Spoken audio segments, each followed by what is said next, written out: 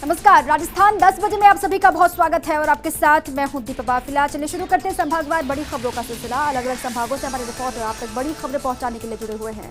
सबसे पहले रुक करते हैं जयपुर का। जयपुर संभाग की आज की बड़ी खबर आप तक पहुंचा रहे हैं हमारे संवाददाता योगेश शर्मा। कांग्रेस का कल स्थापना दिवस है। कई कार्यक्रम देश भर में होंगे। जयपुर में प्रदेश कांग्रेस कार्यालय पर कांग्रेस का राष्ट्रीय ध्वज फहराया जाएगा और इसके बाद कांग्रेस कार्यालय से लेकर शहीद स्मारक तक तिरंगा यात्रा निकाली जाएगी, जो कि किसानों के समर्थन में होगी, कृषि कानूनों के खिलाफ होगी, जो कि केंद्र सरकार लेकर आई है। वहीं आज 3 दिन पर आए अजय माकन का दौरा समाप्त हुआ और आज वो जयपुर लौट गए। अपने 3 दिनों में उन्होंने कोटा का फीडबैक लिया और साथ ही जयपुर में आज खासा कोटी में कांग्रेस के विधायकों, कांग्रेस के नेताओं और कार्यकर्ताओं से मुलाकात की।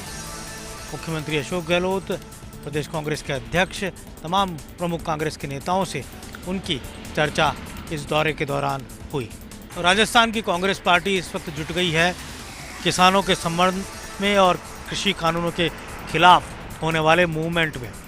28 दिसंबर को सभी कांग्रेस पार्टी के सत्ता और संगठन से जुड़े प्रभारी अपने अपने जिलों के दौरे पर रहेंगे और वहां पर किसानों के बीच जाकर संवाद करेंगे। मंत्री और कांग्रेस संगठन के कार्यकर्ता एक साथ होंगे। प्रभारियों का एक संयुक्त दल वहां पर पहुंचेगा, अलग अलग जिलों में भेजाएगा। इसकी रूपरेखा प्रदेश कांग्रेस ने बनाई है। मुख्यमंत्री अशोक गहलोत, प्रदेश कांग्रेस अध्यक्ष गोविंद सिंह डोटासरा, प्रदेश कांग्रेस के अन्य प्रमुख नेता, मंत्रिपरिषद के सदस्यों के साथ रिपोर्ट कार्ड और कोटा संभाग का फीडबैक कार्यक्रम, इन तमाम दौरों में चर्चा के बीच अजय माकन का आज दौरा समाप्त हो गया और 3 दिन के दौरे के बाद वो आज दिल्ली की ओर लौट गए। अजय माकन ने अपने दौरे में कांग्रेस के प्रमुख संगठनों के साथ भी चर्चा की। अग्रिम संगठनों के कामकाज को भी उन्होंने खंगाला, लेकिन सबसे महत्वपूर्ण उनका रहा कोटा संभाग का फीडबैक का कार्यक्रम। जो फीडबैक के कार्यक्रम कोरोना के कारण रुके हुए थे, उनको आज उन्होंने तकरीबन पूरा कर लिया है और जो संभाग शेष रह गए हैं उनके दौरे भी नए साल में किए जाएंगे। इसके बाद अजय माकन जिलों के दौरे पर जाएंगे और सरकार की ज़मीनी हकीकत को जांचने का काम करेंगे। अजय माकन ने उन निर्दलीय विधायकों के साथ भी मुलाकात की जिन्होंने गहलोत सरकार को अपना समर्थन दिया और कांग्रेस पार्टी को मजबूती देने का, सरकार को मजबूती देने का काम किया। अजय माकन का दौरा 3 दिनों के बाद समाप्त हो गया है और अब नए दौरे की तिथियां अगले महीने या नए साल में ही जारी होगी। अब उम्मीद है कि प्रदेश कांग्रेस अध्यक्ष गोविंद सिंह डोटासरा की टीम कब आएगी। माना जा रहा है कि बीते साल में ही उनकी टीम की घोषणा हो जाएगी। अजय माकन भी ऐसे ही संकेत देकर जयपुर से रवाना हुए हैं। बहरहाल ये तय है कि अजय माकन का ये दौरा राजनीतिक अर्थों में खास रहा। कांग्रेस पार्टी को एक रखने की उनकी कोशिशें जारी है। कितनी सफलता उन्हें मिली है, ये उनके आगामी दौरों में पता चल जाएगा। जयपुर के बाद आगे बढ़ते हैं, आपको लिए चलते हैं जैसलमेर। जैसलमेर संभाग की आज की बड़ी खबर आप तक पहुंचा रहे हैं हमारे संवाददाता सूर्यवीर सिंह तंवर। भारत पाक सीमा से सटे सरहदी जिले जैसलमेर में अंतर्राष्ट्रीय सीमा चौकी के पास 5 युवकों को विचरण करते हुए पकड़ा गया। सरहदी जिले जैसलमेर में आज देर शाम अंतर्राष्ट्रीय भारत पाक सीमा के पास बीएसएफ के जवानों ने कार्रवाई करते हुए सीमा क्षेत्र के पास विचरण कर रहे 5 व्यक्तियों को पकड़ा और बीएसएफ के अधिकारियों द्वारा शुरुआती पूछताछ के बाद उन्हें फिलहाल नाचना थाना पुलिस को सुपुर्द किया गया।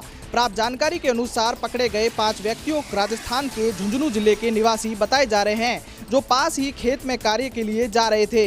इन व्यक्तियों द्वारा कच्चे रास्ते में मोहनगढ़ जाने के लिए गूगल मैप की सहायता ली गई, लेकिन सीमावर्ती क्षेत्र में मोबाइल नेटवर्क की कमी होने के चलते ये रास्ता भटक गए और अंतर्राष्ट्रीय सीमा के पास स्थित सिल्वी चौकी के पास पहुंच गए, जहां पर बीएसएफ की 119वीं बटालियन ने जवानों ने उन्हें पकड़ लिया। गौरतलब है कि इन दिनों नववर्ष और तेज ठंड को देखते हुए बीएसएफ अलर्ट मोड पर है और सीमा क्षेत्र में प्रत्येक गतिविधि पर नजर बनाए रखे हुए हैं। साथ ही जैसलमेर जिला कलेक्टर द्वारा सीमावर्ती क्षेत्र में विचरण पर प्रतिबंध है। ऐसे में बीएसएफ और पुलिस इन दिनों सीमावर्ती क्षेत्र अलर्ट मोड पर है और इसी के चलते इन सभी व्यक्तियों को त्वरित कार्रवाई करते हुए पकड़ा गया। हालांकि प्राप्त जानकारी के अनुसार पकड़े गए 5 व्यक्तियों के पास कोई भी संदिग्ध वस्तु या जानकारी प्राप्त नहीं हुई है और ऐसा माना जा रहा है कि रास्ता भटकने के चलते ही गलती से ये लोग अंतर्राष्ट्रीय सीमा के पास पहुंच गए थे।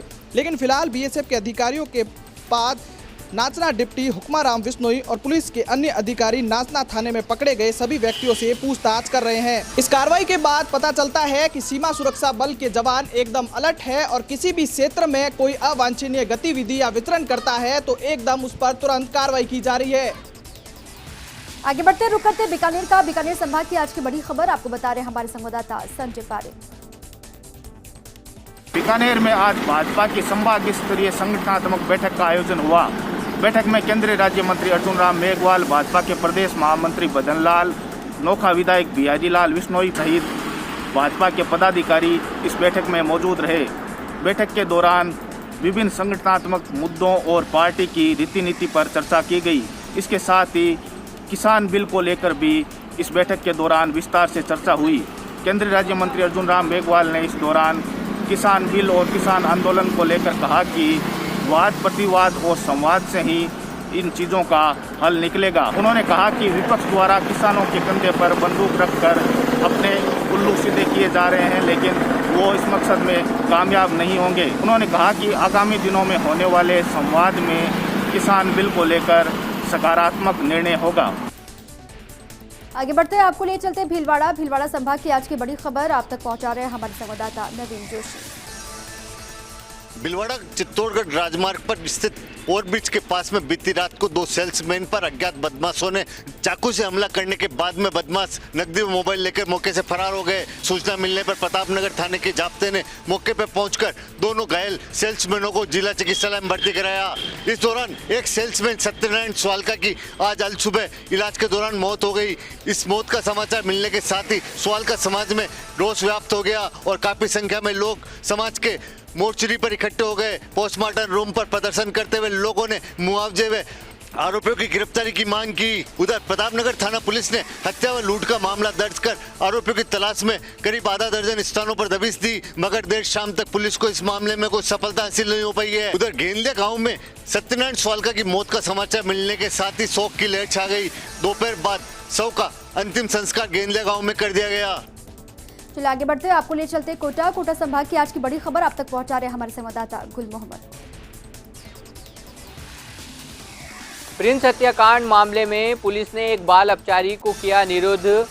13 वर्षीय मासूम प्रिंस की गला रेतकर की थी हत्या। कोटा में 2 दिन पहले हुई दिल दहलाने वाली वारदात के बाद पुलिस ने 13 वर्षीय मासूम प्रिंस की गला रेतकर हत्या करने वाले एक नाबालिग को डिटेन कर लिया है। मकबरा थाना पुलिस इस हत्याकांड के बाद से ही सवालों के घेरे में नजर आ रही थी। कांग्रेस नेता दिनेश जोशी के बेटे प्रिंस की हत्या होने के साथ ही प्रिंस के 2 दोस्त भी इस वारदात में लहूलुहान हुए थे। मामूली कहासुनी के बाद नाबालिग ने 3 दोस्तों पर चाकू से ताबड़तोड़ वार किए थे, जिसमें प्रिंस के गले पर चाकू से वार लगने पर उसकी मौके पर ही मौत हो गई थी। मृतक के पिता दिनेश जोशी ने भी कानून व्यवस्था पर सवाल खड़े करते हुए पुलिस पर गंभीर आरोप लगाए थे।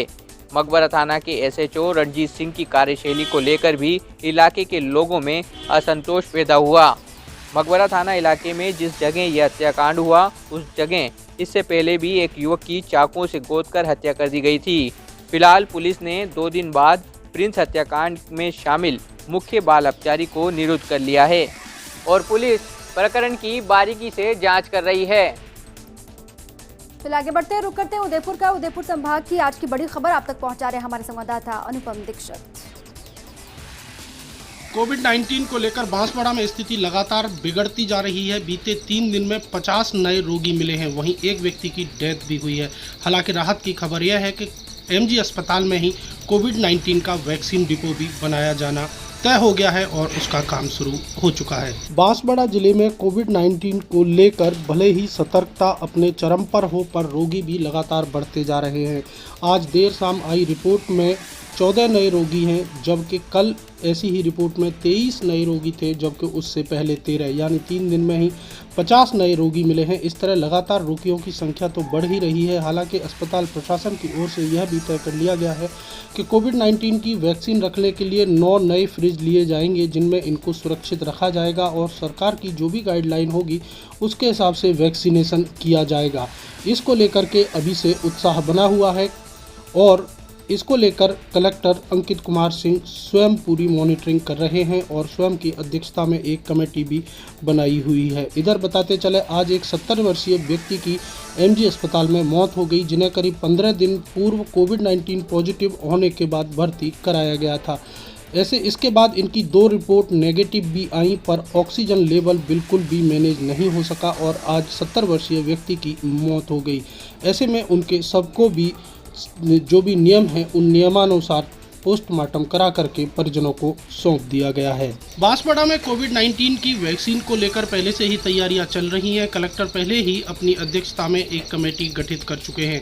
वहीं अब यह तय हो गया है कि वैक्सीन डिपो एमजी अस्पताल में ही बनेगा। इसके साथ ही एमजी अस्पताल के पिछले हिस्से में कुछ केबिन बनाए जाएंगे, जिन केबिन पे वैक्सीन लगाने की व्यवस्था की जाएगी। इस संबंध में हमने पीएमओ डॉक्टर अनिल भाटी और उप नियंत्रक डॉक्टर एनएल चरकोटा से बात की, तो उनका कहना है कि अगले माह यानी कि नए साल में जनवरी में वैक्सीन आ सकती है और वैक्सीन आएगी तो निश्चित मान के चलिए बांसवाड़ा जैसे जिले के लिए बहुत राहत की खबर होगी, क्योंकि महाराष्ट्र से यहाँ पर बहुत सारे लोग आते हैं और उनमें कई सारे लोग इस बार पॉजिटिव भी मिले हैं। आगे बढ़ते रुक करते हैं भरतपुर का। भरतपुर संभाग की आज की बड़ी खबर आप तक पहुंचा रहे हैं हमारे संवाददाता रवि कटारा। भरतपुर में पुलिस का इकबाल हुआ खत्म। बैर और बयाना में एक ही कंपनी के 2 एटीएमों से बदमाश ले गए 6,26,000 रुपए लूटकर। भरतपुर के बैर और बयाना कस्बे में एक ही कंपनी के एटीएमों से पैसे चोरी कर बदमाश फरार हो गए। बयाना भरतपुर स्टेट हाईवे स्थित कैला देवी झील चौराहे और बैर कस्बे में किले के पास लगे एटीएम पर बदमाशों ने धावा बोल दिया। एटीएम को गैस कटर से काट कर उसमें भरी नकदी को पार कर ले गए। बयाना के एटीएम से बदमाश 3,27,000 और बैर के एटीएम से 2,99,000 रुपये लेकर फरार हो गए। सूचना पर मौके पर पुलिस पहुंची, जिसके बाद आसपास लगे सीसीटीवी कैमरों की फुटेज खंगाली गई। जिले में लगातार हो रही लूट और चोरी की वारदातों के बाद अब ऐसा लगने लगा है कि जिले में पुलिस का राज अब खत्म हो गया है। हालांकि पुलिस का कहना है कि ये दोनों जो लूट हुई हैं उनमें किसी एक ही गैंग का हाथ हो सकता है। और चलिए इसी के साथ